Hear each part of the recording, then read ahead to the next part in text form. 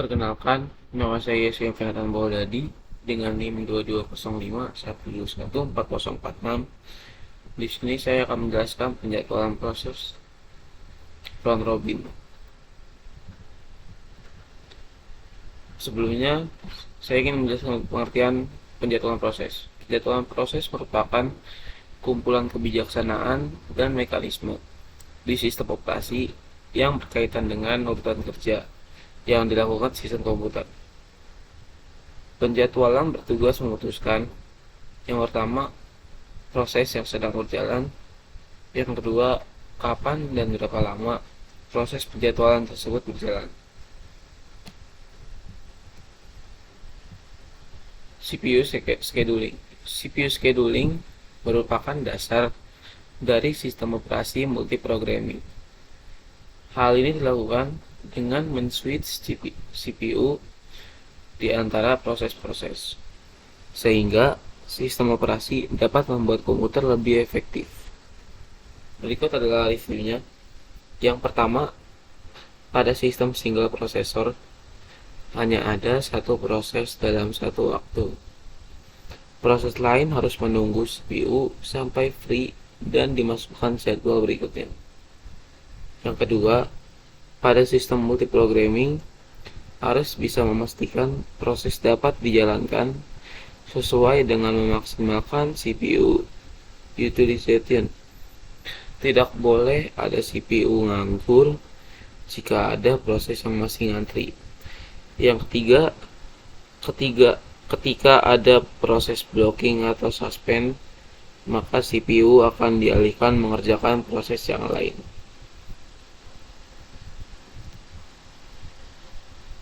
Sasaran utama penjadwalan. Pada penjadwalan proses, optimalisasi kinerja dibagi menurut kriteria tertentu.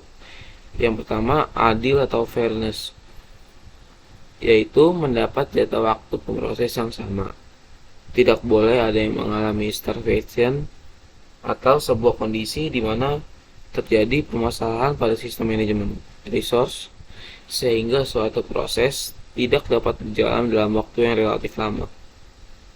Yang kedua, ada efisiensi, yaitu dihitung dengan perbandingan waktu sibuk pemroses diusahakan sibuk atau CPU utilization maksimum. Yang ketiga, response time interaktif, waktu yang diperlukan dari perintah masukan terakhir sampai ditampilkan di perangkat atau terminal response time.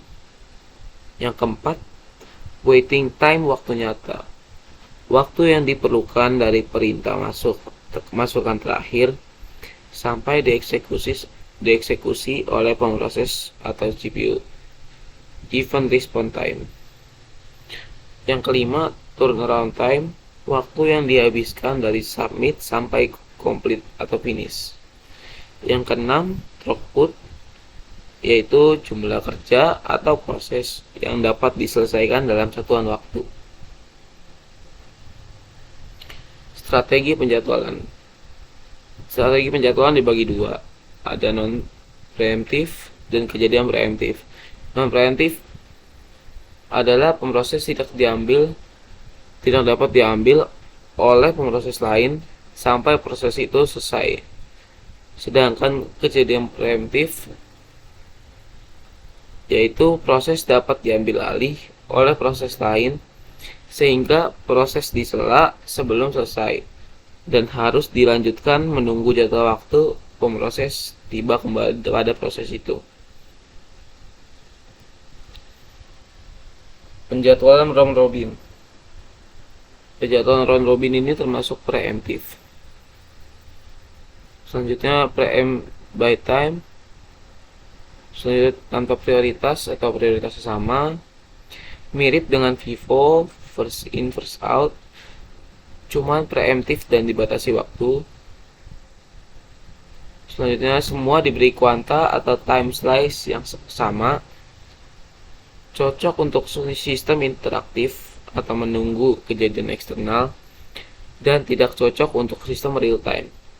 Contohnya, game permainan tebak kata, setiap main diberi kesempatan waktu yang sama secara bergilir.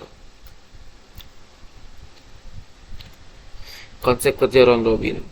Algoritma round robin bekerja dengan menggunakan sistem time sharing atau pembagian waktu secara adil pada setiap proses yang akan dieksekusi atau dijalankan, yakni dengan menggunakan static quantum time.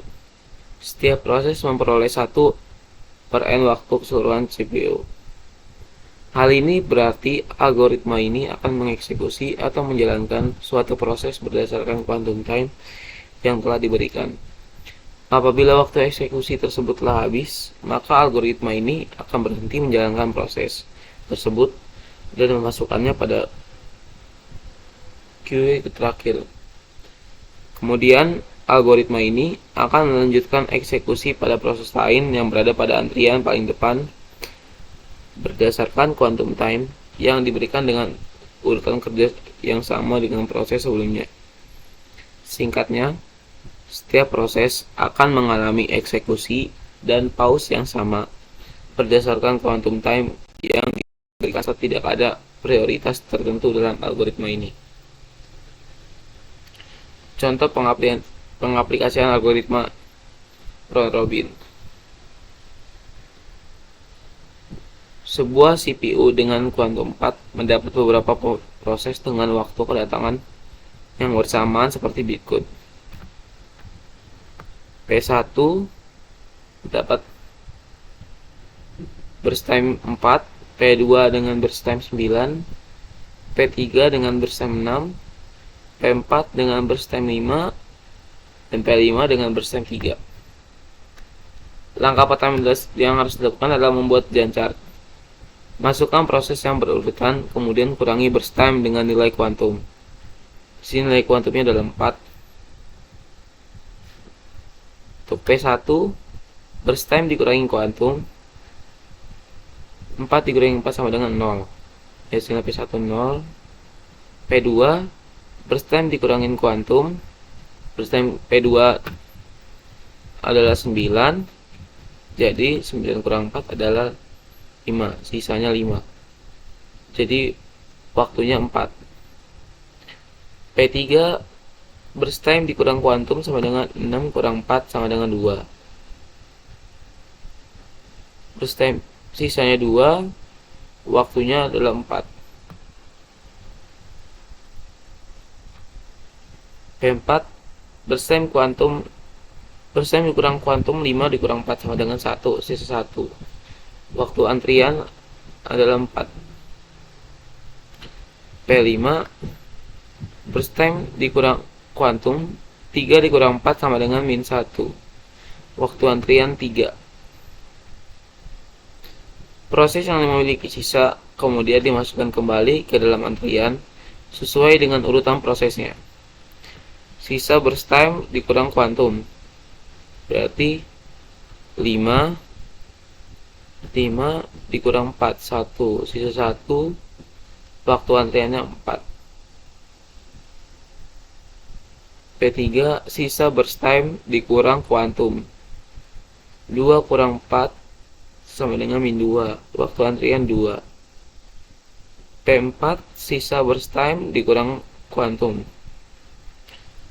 1 dikurang 4 min 3, waktu antrian 1. P2 sisa burst time dikurang kuantum 1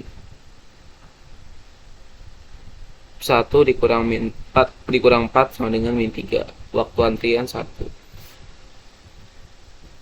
Langkah kedua, menghitung AWT atau average waiting time. P1 0, karena P1 adalah proses yang pertama, maka waiting time-nya 0. Untuk P2 4 ditambah 19 dikurang 8 ditambah 26 dikurang 23. Hasilnya sama dengan 18. P3 8 ditambah 23 dikurang 12 sama dengan 19.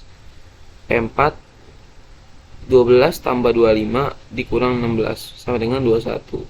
Dan P5 adalah 16.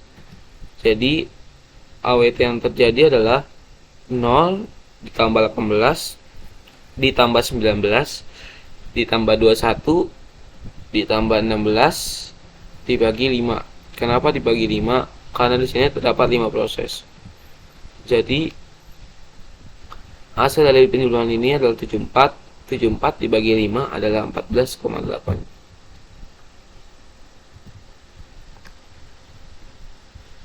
Angka ketiga, menghitung average turnaround time. Jadi untuk P1 saat tibanya adalah 0, lama prosesnya 4, saat mulainya 0, saat selesainya 4, waiting time-nya 0, dan turnaround time-nya 4. Untuk P2 saat tibanya 0, lama prosesnya 9, saat mulainya 4, saat selesainya 27, waiting time-nya 18, turnaround time-nya 27.